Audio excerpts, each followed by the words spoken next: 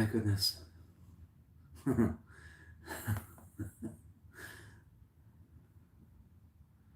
Well, good morning, everybody. Hopefully this is now working nicely. Should be live. Hopefully it is. Oh, it is. And it doesn't look too bad. That's good. So there we are. So what sort of day is it to begin with? Our usual thing. Sort of watery sunshine at the moment. Apparently it's going to be very watery indeed before very long, because we're going to have rain. But at least for the moment we have no rain. I couldn't find... Oh, here it is. Let's see if this works. Let's try this out first. I couldn't find my microphone earlier on, so we'll just excuse a second. Let's see if this will start working.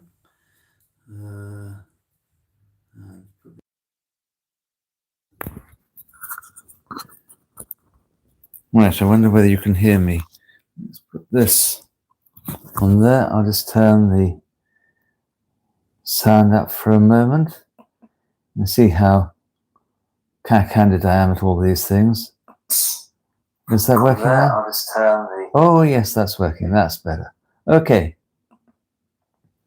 Today we're starting a new chapter. The chapter is chapter 9 of Genesis. I can begin to see the people turning up. So who do we have? We've got Bev, good morning. Kalimera Sasuan. Olakala? Ne, Olakala. Bev, good. Schön. Eleni Zoan. My name is Zoan. Hey. Simon, good morning. Thank you for your kind words yesterday. Ian, good morning. I saw you sent me one, but I just haven't had time so far. This weekend, if you're wanting to come this weekend, really isn't possible because, number one, I'm going to be away. Number two, we've got other people, family coming to stay, so it'll be crowded with people. So I think we'll have a look and see what else we can do. Miss Connie, good evening. Joan, yes, no, J in Greek. Aye. Oh, Joan, yes, Zoan. Ne, Kala. Oh gosh, I don't know why, but my eyes seem to be full of hay fever today. There should be very little hay fever around. This has been raining quite consistently. Enough for me though. Today, the dog down here, curled up. He's looking at me now, as I think he knows that he's a dog. And we're going to be looking at Genesis chapter 9, verses 1 to 7. If Frank turns up today, it's his birthday. So you have to say happy birthday to him. Many years.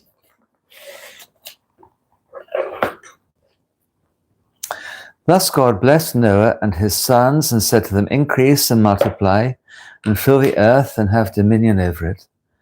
For the dread and fear of you shall be upon the wild animals of the earth, all the birds of heaven, all that move upon the earth, all the fish in the sea.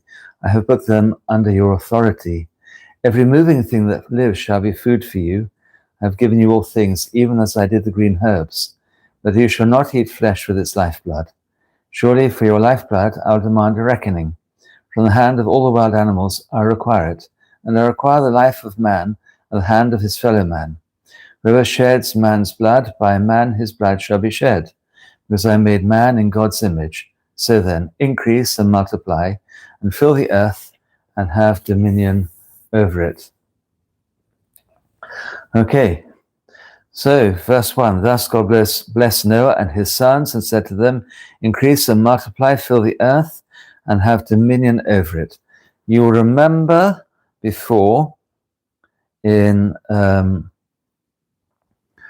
the creation of the world, and when everything has been created, God says to the animals, first of all, be fruitful and multiply.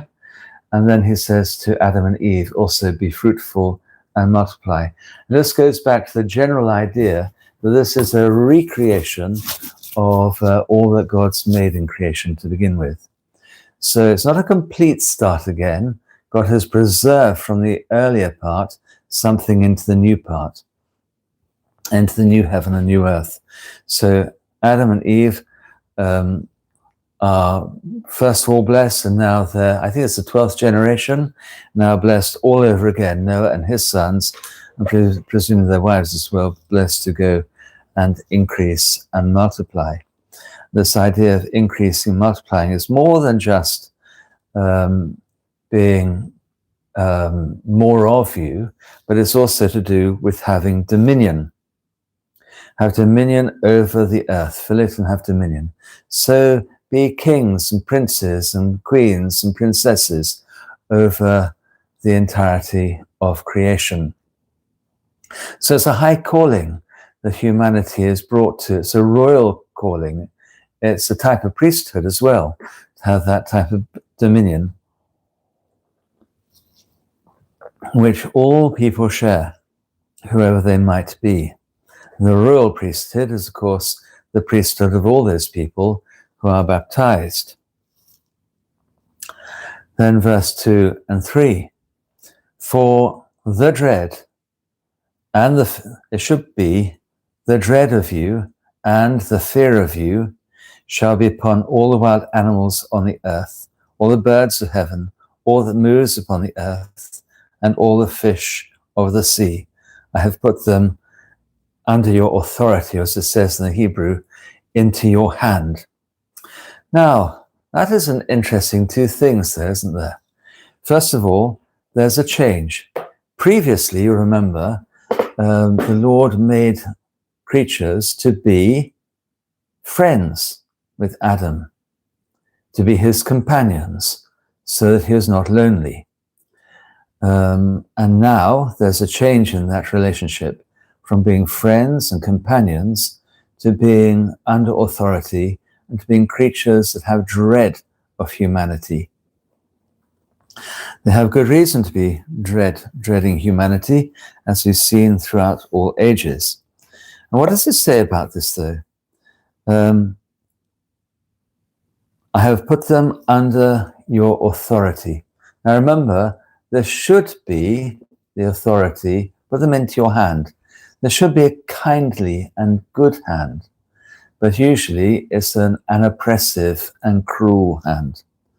Very frequently, unfortunately, we do terrible things to animals. We restrict them, we cage them up, we keep them in parks, we let them live somewhat unnatural lives, and frequently also we kill them as well.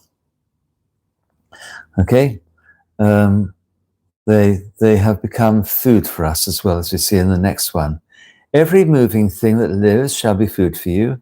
I have given you all things, even as I did the green herbs. Okay, so previously it was just up until then, they only ate, legitimately only ate green herbs, so grasses and other plants, fruits and berries and roots and tubers and grains and that sort of stuff, leaves and so on. And now there's a change, because all other animals also become legitimate food. And so they have part of that fear and dread of humanity. They run away from us. Now, you can tame animals, and often you see people have a particular affinity with animals. I remember a long time ago, some probably 30 odd years ago, 36 years ago, something like that, 35, 36 years ago, visiting a monastery in Romania, near to Piatra Neamț. There's actually a skeet of the monastery, and the abbot in charge of the skeet of that monastery had an amazing affinity with animals, to the point where all of the animals obeyed him and wanted to be with him and wished for his company. Now, when we do tame animals, and this man had tamed a deer, there was a bear, various other things, the horses and other things, and other animals of the woods, when you do tame them, they actually actively want your company. They want to be with you. They cheer up. I remember when I had my canaries here all the time, then Perkins and Pixie, two canaries, used to sit at the side of the cage where I was. So they come and be very close to where I was. When I had a parrot, Horace, he used to come over to the side of his cage, or sit on top of the cage. At night time, he'd go into the cage, but otherwise he'd be sitting on my table or wanting to be very close to where I was. The DOG is just down here, curled up at my feet. And earlier on today, wandering around the monastery, drying towels and things for guests, then the two cats and this animal here, this dog, they're all three of them, whichever room I went to, that was the room they went to as well. And if I came out of the room, they came out of the room. So animals do seek our company, and they seem to have a mixture of feelings. Once they are tamed, they want to be with us. Before they are tamed, before they see that actually this person wishes them no harm, they flee away. My uncle, who is a very faithful Christian, my Uncle Tom, he used to have seed in his hand, and he'd whistle the birds, and the birds would come out of the trees, put his both hands out like this, and they'd sit on his hand and eat the seeds out of his hand. He had a very different way with them. My aunt, Winnie, she also had this amazing affinity with animals, and whatever they might be, whether the chickens, they had a farm, the chickens or the other animals, chickens, geese, turkeys, they had a small pony, tiny pony, only about the size of a large dog, actively want to be with them. When I lived in the monastery in Gatton, the three ponies, whenever they saw me, would run up, partly because they knew that I wanted to give them an apple or carrot or something like that, but partly they just wanted to have that human company.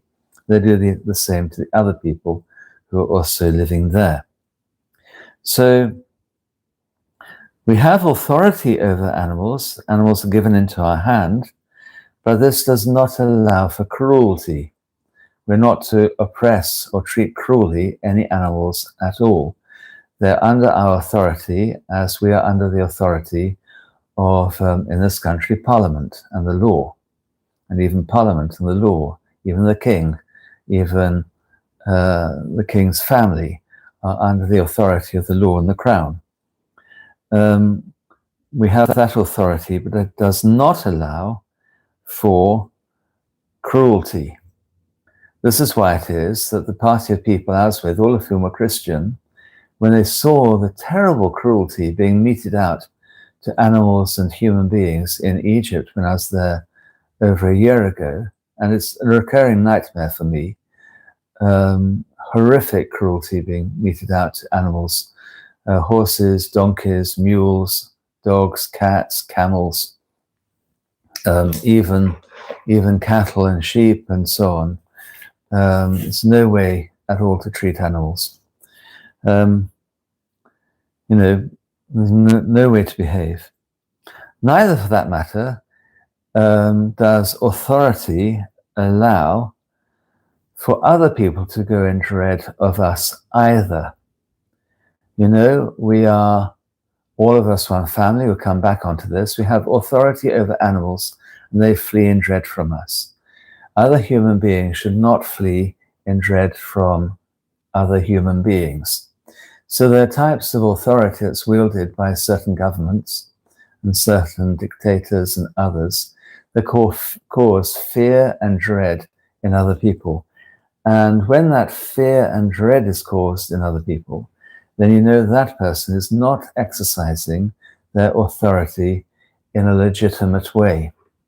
There should be respect, obviously, because people are put there to govern.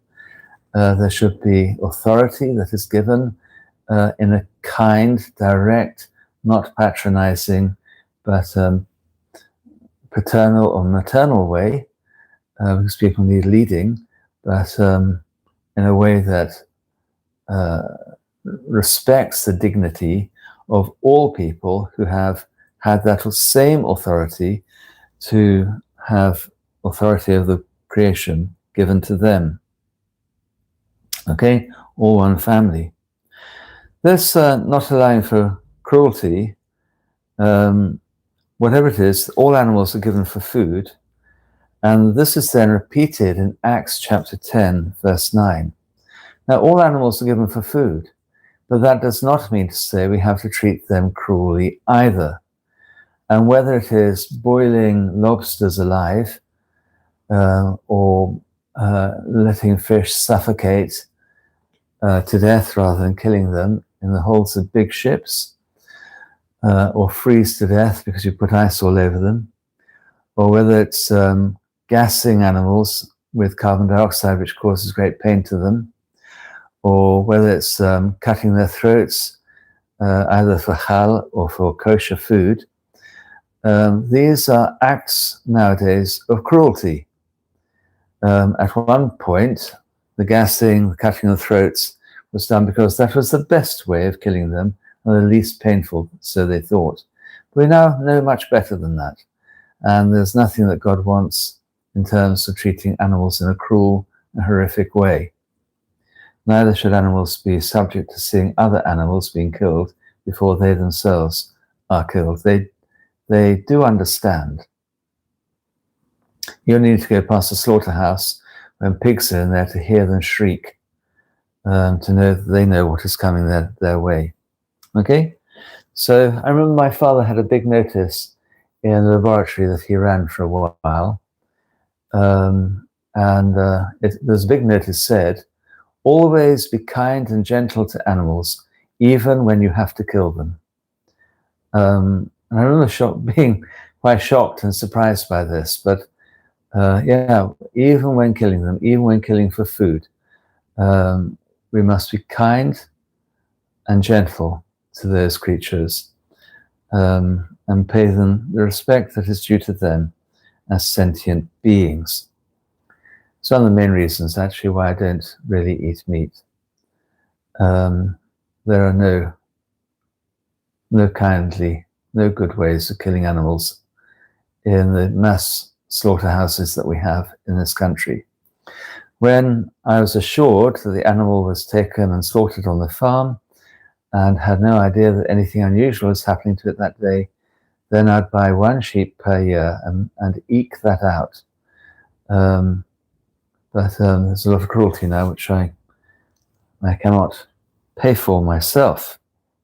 So, Acts chapter 10, verses 9 and following, you know very well about kosher, clean and unclean animals, but that has been taken away from all humanity now, and it happens in the vision of Peter in Acts chapter 10, verses 9 and following. The next day, as they're on their journey and drew near the city, Peter went up on the household to pray about the 6th hour. Then he became very hungry and wanted to eat.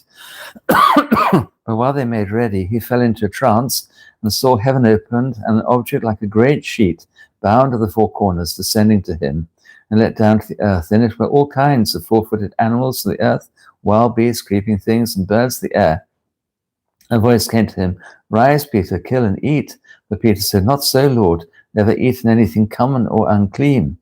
And the voice spoke to him again a second time, "What God has cleansed, you must not call common." This is done 3 times. And so on and so on. And this was how it is that we are now able to know that God has made all human beings clean. So there's no difference between Jewish people and Gentiles, and no differences between different types of food. Okay, verse 4. Another very important verse. These things are full of ethical questions. Sometimes you have the verse and then you have to extrapolate somewhat from them. Verse 4, "But you shall not eat flesh with its lifeblood." Okay? Now, not to eat the blood. That is actually also repeated in the Council of Jerusalem when St. Paul comes to St. Peter and to St. James and co. and says to them, what must the Gentiles do? And the main thing they told them to do is not to eat the blood of animals, or to refrain from blood. Now, we're not entirely sure what this means, whether it means not to eat blood, so what's it called? Black pudding and so on, and white pudding are not allowed, but it could also mean simply do not murder. So there is disagreement with people and the fathers over exactly what that means. We can look at the commentary that we made when we were looking at Acts chapter, whatever it was, forgotten. Okay? Anyway, not to eat blood. The blood is symbolic of the life of the animal. Now, there's nothing in the blood itself that is unclean.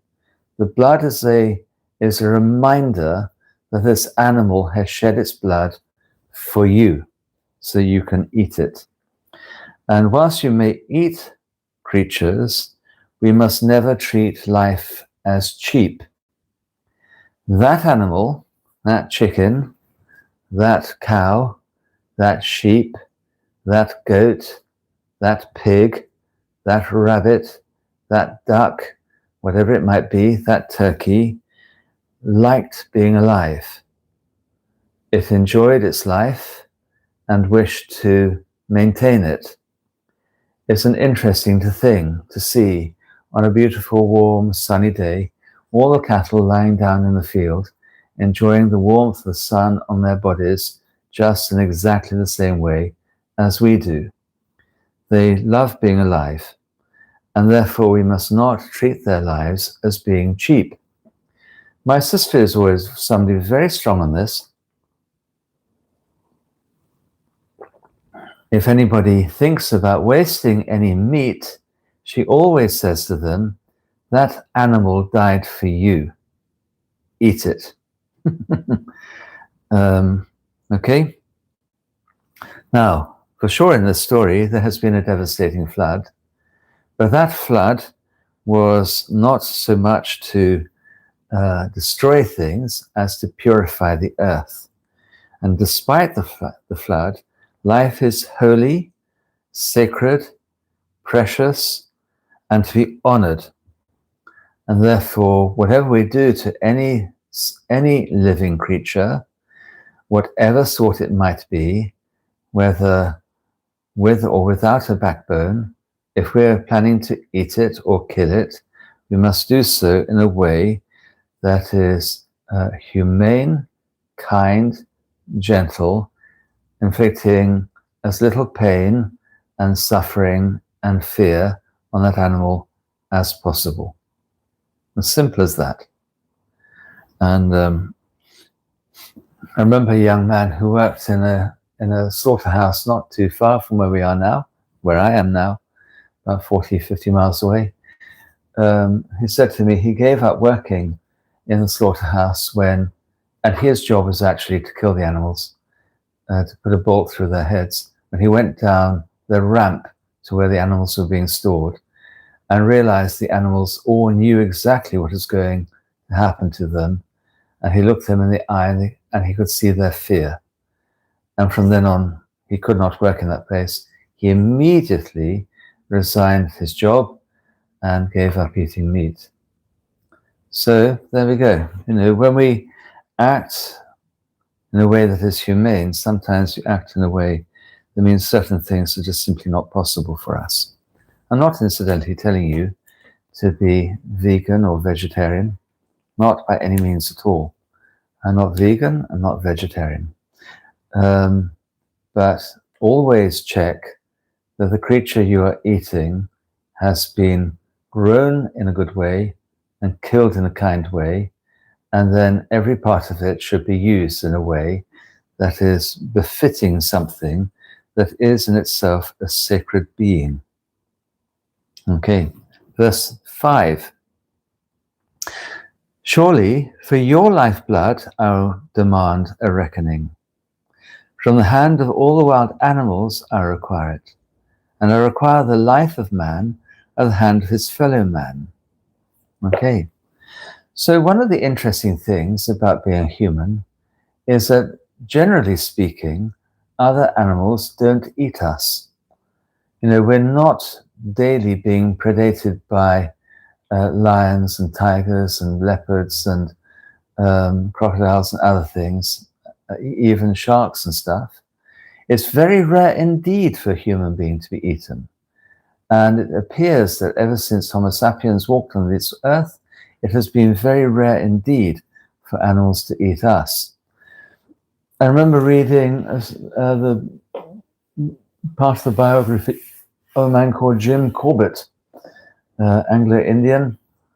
Actually, I think he was English, living in India, who came over to East Africa and was working on the Savo area of Kenya now, helping build the railway. And he was taken there to protect the people who were actually building the railway, mainly people who had been brought over from India to East Africa to do that.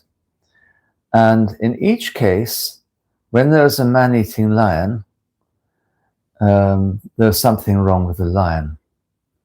It had got a taste of human flesh, which was unnatural to that animal. The stories that he tells about the man-eating lions of Kumaon, I think it is, in, I'm not sure, but I think it's in modern Bangladesh. These human-eating, man-eating tigers were also often damaged in some way.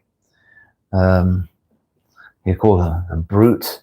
I don't know if you've never read these stories, then do so. My older brother, 10 years older than I am, would read bits and bobs of these man-eating creatures to me and my younger brother when I was sort of 5 and 6 years old. And then the naughty fellow the stairs went upstairs, and then went round a corner, and round the next corner there's a long dark passage. We had to go past the opening of the long dark passage, get to my bedroom and also to the bathroom. And I remember one occasion my brother Richard had covered himself with this leopard skin, and as we went out, he snarled and growled. Gave him a heck of a shock. And even when I was about 16 or 17, maybe even 18 perhaps, when we left that house, as we went up the stairs and curled right to go into the bathroom there, I just looked down this dark passage to see if there might be any man-eating creature down there. So much it frightened me at the time. Okay? Point of this is, equally, all human life is sacred.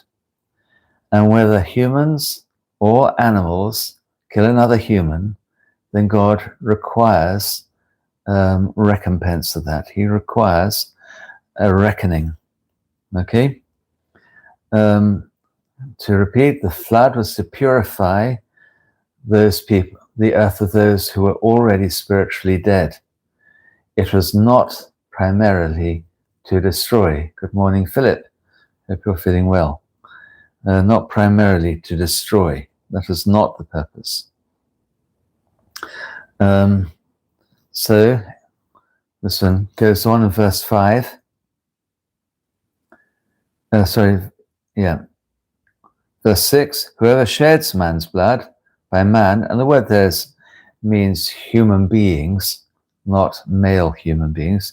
Whoever sheds a human's blood, by a human his blood shall be shed, because I made humans in God's image. It's interesting. It didn't say in my image. I made humans in God's image. Who did the making? Well, God. Which part of God? God the Son. Okay? So one person killing another. All people are of one blood. Where it says here, every man, or fellow man, it really means, it's in the Hebrew it says, every person's brother. Okay? So each person is of one family and related to all other people. So it is a particularly dastardly sort of killing to kill another human being, because it's killing a member of your own family. It is fratricide, or matricide, or patricide. Even you cannot kill yourself, because that is suicide. And the taking of another human being's blood requires, or even of your own blood, because you then are the victim as well as the perpetrator, then God requires a reckoning. So again, this shows the extreme sanctity of human life. There's no boundary on this killing of another person, by the way. So whether you are some elderly person being put down in your old people's home because they want to put you out of their misery, or whether you are a child still in the womb being scraped off the womb because they don't want to have you, all of these is taking another person's blood, taking their life, and that requires a reckoning. And in our society nowadays, that is an exceedingly unpopular teaching. Both of those are. People feel it's quite okay to kill other people, just so long as they're old or sick or yet to be born, or even on the point of being born. It's so prevalent that apparently, and I hope that I am misquoting her, apparently the new Archbishop of Canterbury also feels that abortion is okay, making a distinction between herself and other people. It is not okay. And my experience is that many people at various points come to me and told me about abortions they have had themselves, or their wife or girlfriend has had. And in each of these cases, there has been a terrible regret. So maybe that is not common to everybody, but it is certainly frequent within people. Okay. I think we said that? Yeah. So killing another person has dire consequences. Murder and killing results in your own death. First of all, in your spiritual death, and then in your eventual death as well. This is because people are made in the image of God, and the image of God is in and of itself sacred. We know this. We even treat an icon as a sacred object because this is an image of Christ. And so much more are people in the image of God. There's no such thing as no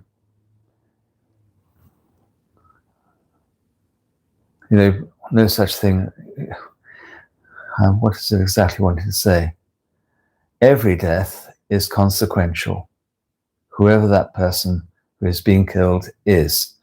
Whether they're being killed in war, whether they're being killed in self-defense, whether they're being murdered for their money or out of convenience, whatever it might be, each of those deaths, even an ordinary death, extreme old age, is consequential and is not the will of God. God's will is life, not death. Okay, because we are all of us in the image of God. And then, in case we're all feeling terribly depressed by all of this, we then change note completely. Verse 7, so then. And it's interesting the way the so then happens. So then, increase and multiply, fill the earth and have dominion over it. So God, having run through each of the reasons why it is that life is sacred and how sacred it is, and what will happen to each of us if we ignore the sanctity of life, even the life of a caterpillar, Even so, at the end of all that, he says, so then. I can't remember what the type of construction that is, but it is a sort of consequential action. This, and this, so then do that. And the so then is increase and multiply, because life is so precious and important that it must be increased and multiplied. Fill the earth and have that princely, princessly, kingly, queenly rule and dominion over it as a good, kind, benevolent ruler. Okay, enough for one day. Thought we probably wouldn't have enough to do today, but in fact there are. Okie dokie. There are, anybody asking any questions? Doesn't look like it. Quite like the little face that Philip has sent us. Doesn't look like Philip at all. So today, if you could remember, please, to pray for Theodora. Theodora had an operation 3 months ago, a small operation upon her heart. She did not wake up after the operation, neither has she died. She is in a coma, has been so for some time. So if you'll pray for her, please. Angeliki is Theodora's daughter. Sutira is also ill. We pray for Terence, who has now come out of hospital. Continue to pray for his full recovery, please. For John, who has had a recent operation for cancer and now needs chemotherapy and all those other horrific therapies they have. Hilary, who's now finished her radiotherapy and is now entering into chemotherapy for the next 6 months, I think. Pray also for Dorothy, who is suffering from dementia and is now receiving palliative care. Also pray for Theseus, little boy in Cyprus. And Theseus is going to travel to Germany for treatment, but is currently having many seizures. For Nicoletta and Nicoletta, both of whom have long-term illnesses. For Joseph, doing well, I hope, still. He's the son of Erin. We're keeping him in our prayers. He recovering from the treatment he had for another illness. For Simon, who's the son of Dino and has severe mental health problems. For Georgia and for her mother, Mariana. For Jane, also receiving palliative care. For Johan and for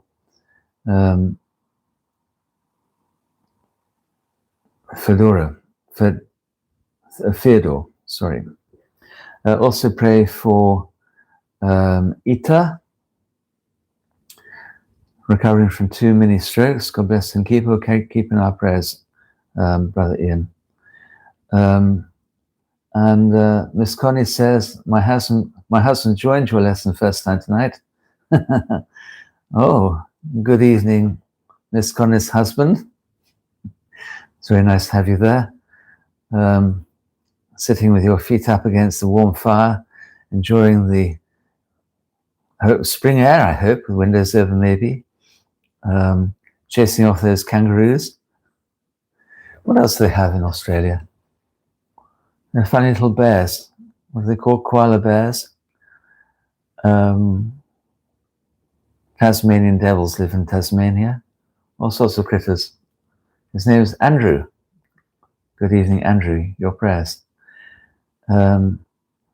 Theodore is a man. Okay, who's asked to pray for him. Okay, I think that's it for today. There's no further comments or anything. Then if you like this, put a thumbs up. If you loathed it, put a thumbs down. it's better if you do one of those two rather than just ignore it.